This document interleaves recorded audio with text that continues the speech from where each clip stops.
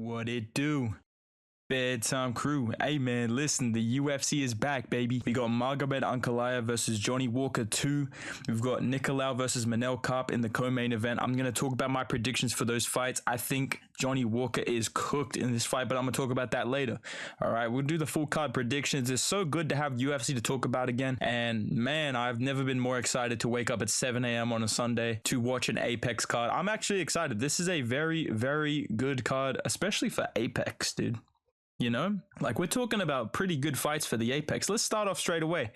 We got Joshua Van versus Felipe Boonies. A bunch of casual nobodies. Joshua Van's pretty good. I think he's going to win this fight by decision. He's got very good body shots. Like I said in my video about guys that will become ranked in 2024, I think Joshua Van is a very exciting prospect in terms of how good he is at the age of 22. He's got good cardio, good takedown defense, good momentum as well, coming in on short notice. I think this is going to be a 30-27, maybe 29-28 decision victory for Joshua Van. Let's move on very swiftly. We got Nicholas Mota versus Tom Nolan. Now, Tom Nolan, Australian legend over here. This guy's going to be lightweight champion by about 2027 is my unbiased prediction. I'm picking Tom Nolan by TKO in round one. I think he's just too big, too strong, too fast for Nicholas Mota. I mean, the guy is like 6'3". The reach advantage is crazy as well. I just think this is going to be too much for Nicholas Mota. It's going to be pretty dangerous.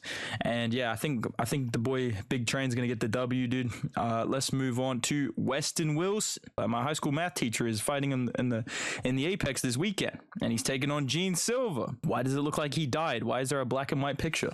I don't know. I think Gene Silva is going to get the W this weekend via KO. I've seen Weston Wilson get absolutely flatlined. And if you look at this guy's record, bro, this dude is a grade A stat powder. This guy is playing in fucking Shanghai next season. He does not belong in the UFC at this point in his career, I believe. I know he trains with Wonder Boy, but yeah, dude, Peter Parker's getting sent packing. Gene Silva's getting the W via KO. He's actually pretty dangerous. Not the best fighter in the world, but I think he definitely beats Weston Wilson. Yeah, he's a huge favorite, but he should be a huge favorite. All right, let's talk about Farid Basharat. Very, very exciting prospect at bantamweight. He's going to be taking on Taylor Lapulus, who recently fought Callan Loughran in Paris. Very good striking, but he was taken down, and I do believe Farid Basharat is just a better fighter overall, especially with that reach disadvantage. You know he's going to be trying to grapple. I think he's going to get this one done via decision, probably via grappling control time, potentially a boring fight incoming. You know, this is not a banger. This is not a banger, dude. So I'm going to say Farid Basharat's getting this one done via decision. But Taylor Lapulus, not a bad pick if you're trying to think like, how do I be a cool dude and like pick an underdog? You know, if you're hanging out with the boys, you know, drop a little, you know, Taylor Lapulus is pretty good, dude. You know, drop that in there, you'll look pretty smart. All right, let's talk about Marcus McGee. Bro, looks like a fucking Chucky doll versus Gaston Bolaños. Literally never seen this dude fight in my life. Marcus McGee's a pretty good fighter. Marcus McGee is pretty good. He trains with O'Malley. He trains with Jared Cannonier, all those guys at the MMA lab in Arizona. Very good fighter. Very interesting as well because he's a bit older. He's got a lot of experience, but he just got to the UFC, and that makes him very dangerous, in my opinion. I think this is one of those guys that will go up the rankings really quick with a couple of wins because he's so experienced, right? Like, we're not going to get these fights where this guy's in there fighting against a crafty veteran and he's losing a close decision or he's getting things exposed about him. I think this is the final product of his game. This is the best he is, like he is in his prime right now, and I think that makes him very, very dangerous with the momentum he has and the skills that he has. I'm picking Marcus McGee by either KO, maybe like a round 2 KO, but I'm gonna say round 2 KO, round 3 KO. Marcus McGee getting that W. Let's move on, dude. All right, man. I got to talk about this fucking guy, Matthew Samuelsberger, the parlay killer himself.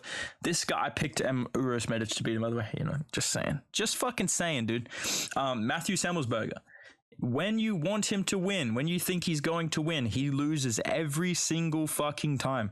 He can completely outclass somebody. and it's just not good enough. He has to fuck it up somehow. And dude, I don't know. I feel like a lot of people are picking Matthew Semelsberger. You know, like the wise man once said. Was it Bush or Clinton that said, you know, fool me once, shame on me. Fool me twice, you're not gonna fool me again. I don't know who said it. One of the presidents said that shit.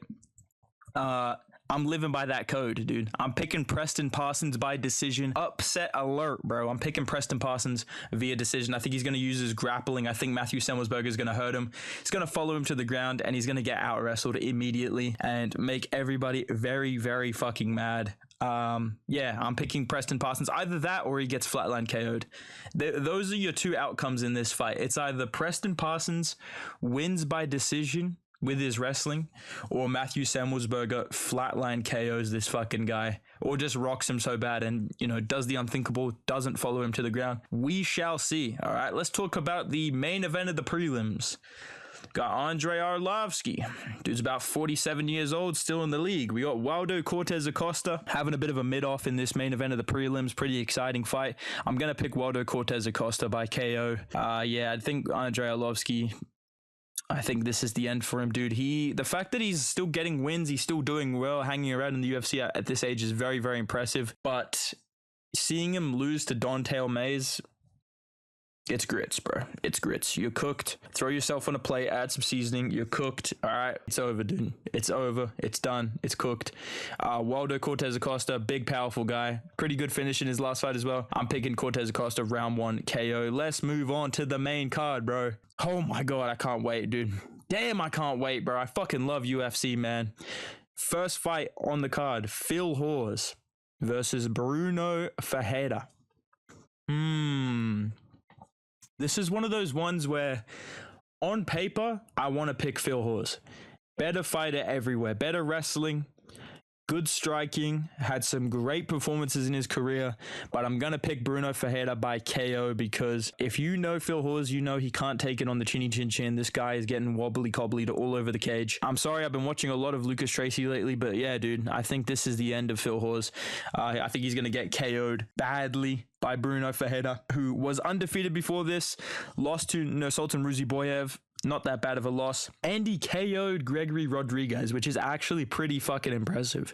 And I think that was on short notice as well that he KO'd Gregory Rodriguez early last year. So Bruno Ferreira, pretty good prospect, very short for middleweight. I know Phil Hawes beat up a midget in Deron Win a couple fights ago, but I think this guy's actually got some like pack to his punches, and he should actually be at middleweight. He's a pretty big boy. So I'm going to pick Bruno Ferreira by KO. Let's talk about Ricky Simone versus Mario Batista. Mario Batista, he's a great prospect. I'd love to fight him, but I don't think he's winning this one, dude. I think Ricky Simone's going to get a decision W. I almost picked Mario Batista. Like, I opened this card and I was kind of just like, yeah, whatever, I'll just pick fucking Mario Batista. Like, he's a prospect. But then I was like, hold on a second. Hold on. No, I'm not having that. I was like, bro, I was literally high as fuck on Ricky Simone right before he lost to Song Yadong. And I'm still high as fuck on Song Yadong. So I'm like, why am I picking against him exactly? When I remember that before that, I was going, hey, I don't know, man. I don't know. I think he could do well against Song Yadong. A lot of people were saying Song Yadong round 1 KO. Ricky Simone went 5 rounds with him basically before he got finished. I think Ricky Simone, the experience that he has, he's very good cardio, good grappling as well, improving his striking from fight to fight as well. I do think Ricky Simone is going to be the toughest test of Mario Batista's career. If Batista beats him, very good prospect. But to go life and death with Damon Blackshear, good fighter, but I don't think he's on the level of Ricky Simone. I'm going to pick Ricky Simone by decision, 29-28. Close fight here. I think his cardio and his experience is going to get this one done. He's just been there, done that too many times, and he's going to push the pace hard and get a W. Let's move on. Featured fight. We got Jim Miller versus Gabriel Benitez. I'm picking Jim Miller by fucking KO. I'm going to say Jim Miller round 1 or round 2 knockout.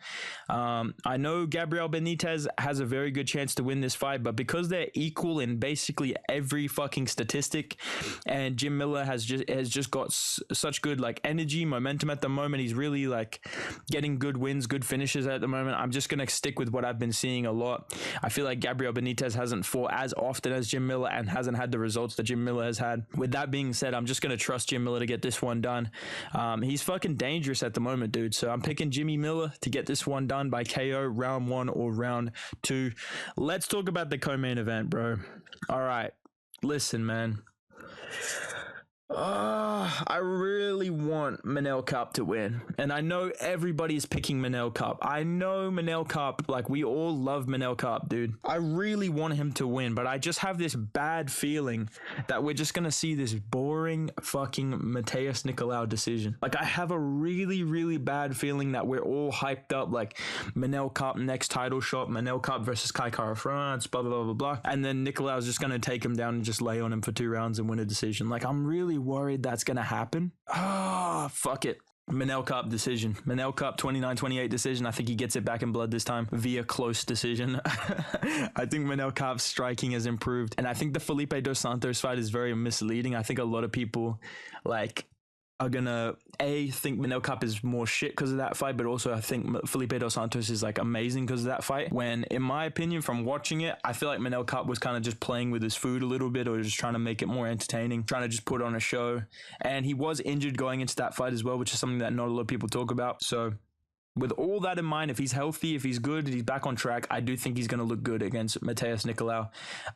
On the striking, takedown defense will hold up enough to win 2 rounds at least, and I think we're going to see Manel Kape get the W. Maybe not as like spectacularly as people are hoping for, but I do think Manel Kape can get this one done via decision and move on, hopefully, to a title shot. That'd be really cool. Or Kai Kara-France, please make that fight, dude. I know Kai Kara-France is healing up after he ran into me in New Zealand. You guys know what happened. If you were on my live streams, you know what happened between me and Kai Kara-France when I saw him in New Zealand, but you know, he'll get better soon and he can fight Manel Kape. Let's talk about the main event though, dude. We got Magomed Ankalaev versus Johnny Walker. Johnny Walker is a huge underdog in this fight. I'm pretty sure he's like a 3-1 dog in this fight, and I agree with those odds. I agree with that odd. I agree with that sentiment that Magomed Ankalaev is going to win this fight. I just think he's the better fighter. I just really think Magomed Ankalaev is a better fighter, and I feel like people pick against him or shit on him for his performances because he is a Russian and because I don't know if he's Dagestani, but he fucking looks like one. But Magomed Ankalaev's main game is on the feet. He is a striker who, if it doesn't go well, he's just going to wrestle you. And I think that's exactly what happened the first time with Johnny Walker. He took him down pretty easily, controlled him like against the fence, really, really had good control of him as he was trying to stand up. Like, it wasn't a thing of Johnny Walker got taken down, sprung straight back up to his feet. A good like minute or 2 of control time from Magomed Ankalaev where he was working towards getting the back. Johnny Walker starts to get up. There's that illegal knee, right? I really think that this fight, Johnny Walker's going to be a lot more explosive early on, a lot more aggressive early on. Pause. That sounded explosive. Jesus Christ. Explosive like a bomb. Trust. But no, I think he's going to be really aggressive early on, and I think Magomed Ankalaev is just going to smother him with takedowns very, very quickly and just kind of waste the first round, kind of just holding him down, maybe just striking at range too. I think that's a possibility for Ankalaev as well. Like I said, I just think he's better everywhere, dude. I know he's at a reach disadvantage, but Johnny Walker uses his reach almost too much. Like, he just leg kicks at range. He doesn't really try to get aggressive unless you rush him, right? And that's not really what Magomed Ankalaev does. So I think Johnny Walker's going to try and leg kick him again. He's going to be trying to do what he did the first time, trying to kick at him at range, trying to hurt his legs like Jan Blachowicz did, trying to time a flying knee on a takedown. And I think he's going to just end up on his back. Too much in this fight to win. I think he'll have big moments on the feet, but I think Magomed Ankalaev, first of all, has a pretty good chin, but also good defense, good head movement, good striking skills to keep up with him on the feet. And I think we're going to see a Magomed Ankalaev decision victory to cap off the first fight night of the year. I feel like these fights are always, because we miss them so much, we're like, bro, it's going to be a round 1 KO. I think it's going to be a Magomed Ankalaev snooze fest decision. Probably 49-46, maybe 48-47. And yeah, dude, the impossible is going to happen, bro. Magomed Ankalaev is going to clearly win a fight for the first time in like 2 years, dude.